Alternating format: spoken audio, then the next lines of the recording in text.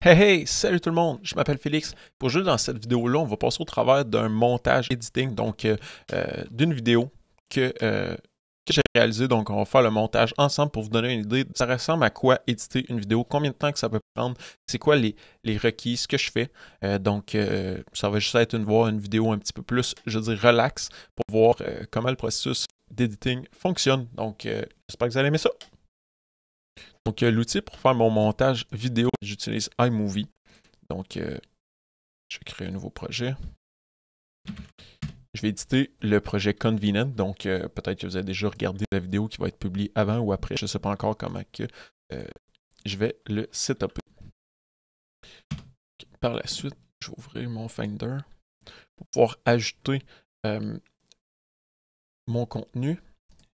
J'ai aussi, au niveau de mes projets, des dossiers. Ici, comme ça, je vais avoir un dossier qui s'appelle Audio Stream Beats. Donc, c'est mon audio que j'ajoute pour euh, euh, ajouter l'audio à mes vidéos. Par la suite, j'ai aussi un dossier YouTube. Ce que ça va faire, c'est que ça va inclure différents, le ending, ça va ajouter des fois à la page d'intro, les différents logos euh, que j'ai réalisés. Après ça, le contenu de la vidéo, c'est d'ajouter ce contenu-là. Si jamais j'ai besoin d'autres choses, j'ai aussi d'autres fichiers au niveau de YouTube pour avoir des green screen, pour avoir des images pour YouTube, par exemple, que j'ai déjà utilisé des Raspberry Pi ou des choses comme ça, que j'ai déjà préparé. J'ajoute souvent la vidéo d'ending en premier, étant donné que c'est la dernière chose que je vais passer. Par la suite, je vais ajouter la vidéo en début. J'aime ça aussi détacher l'audio pour voir, dans le fond, le step, le son, quand est-ce qu'il arrive, pour voir quand est-ce que je vais pouvoir couper. C'est ça. Puis là, je vais regarder, je vais pouvoir commencer et couper. J'espère que le son ne sera pas trop fort. Je vais le descendre un petit peu au niveau de OBS. Pas que ce soit trop fort que vous m'entendiez trop fort. C'est ça. Fait que vous allez pouvoir voir mon workflow un peu de comment ça se passe.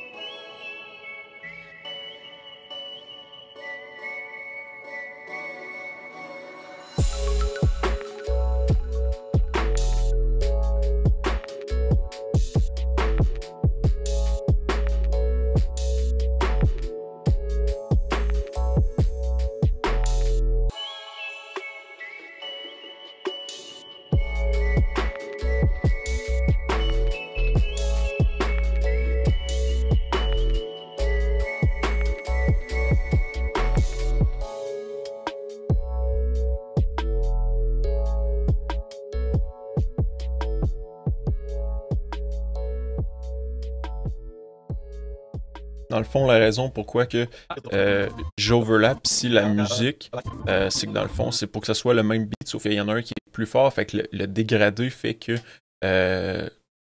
d'une musique à une autre, dans le fond, c'est qu'on voit qu'il y a comme une transition, puis le son augmente au lieu d'avoir une coupure significative, donc juste pour le réécouter. À la prochaine! Bye bye! Sans non plus que ça soit, je dirais, trop agressant puis que le volume soit trop fort. Donc, en ayant quelque chose du genre, on va avoir une transition plus uniforme. Donc, je suis quand même content parce qu'on vient chercher quand même une vidéo d'à peu près 15 à 16 minutes. Donc, c'est quand même une vidéo assez longue avec beaucoup de contenu, mais c'est pas non plus... Il y en a déjà des vidéos qui ont eu plus de contenu. Là, donc, je suis quand même très content de ce qui a été fait.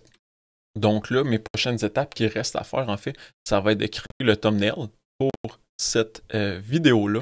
Ce que je vais faire à la fin, je vais fermer toutes mes applications. Donc, pas d'enregistrement, pas rien.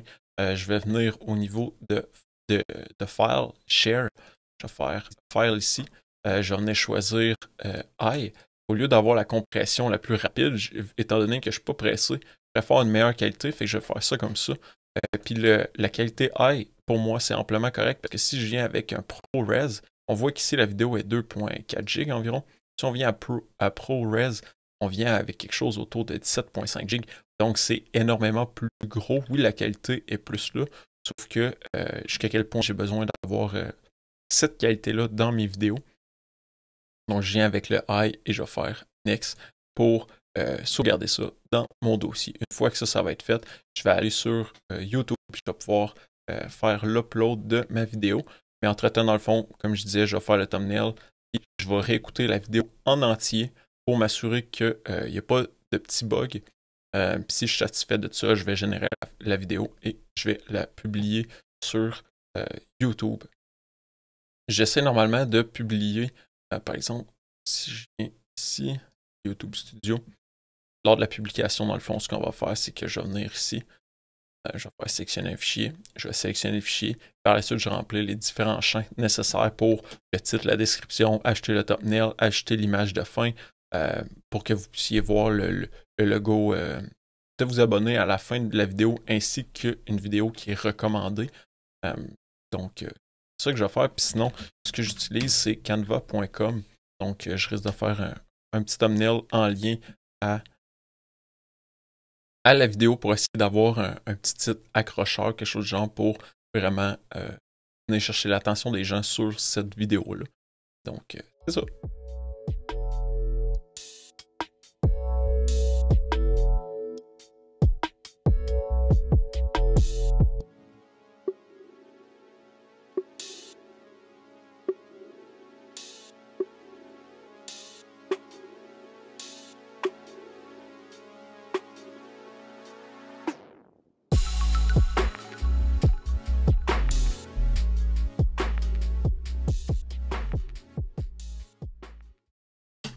Ce que j'aime faire aussi, c'est d'aller voir en ligne pour voir à quoi le thumbnail des autres vidéos qui ont été faites là-dessus pour voir ça ressemble à quoi.